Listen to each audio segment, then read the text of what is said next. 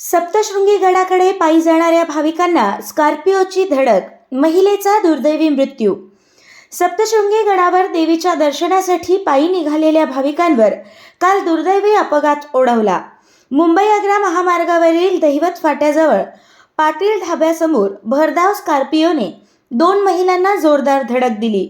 या अपघातात सखुबाई भील यांचा जागीच मृत्यू झाला, तर मनीषा पावरा ही युवती गंभीर जखमी झाली असून तिच्यावर शिरपूर उपजिल्हा रुग्णालयात उपचार सुरू आहेत. प्राथमिक माहितीनुसार स्कॉर्पिओ वाहनाचा टायर फुटल्याने चालकाचे नियंत्रण सुटून हा अपघात घडल्याचा अंदाज व्यक्त करण्यात येत आहे. घटनेची माहिती मिळताच पोलिसांनी घटनास्थळी धाव घेत परिस्थिती नियंत्रणात आणली. तसेच आमदार काशीराम पावरा यांनी रुग्णालयात भेट देऊन जखमीची विचारपूस केली.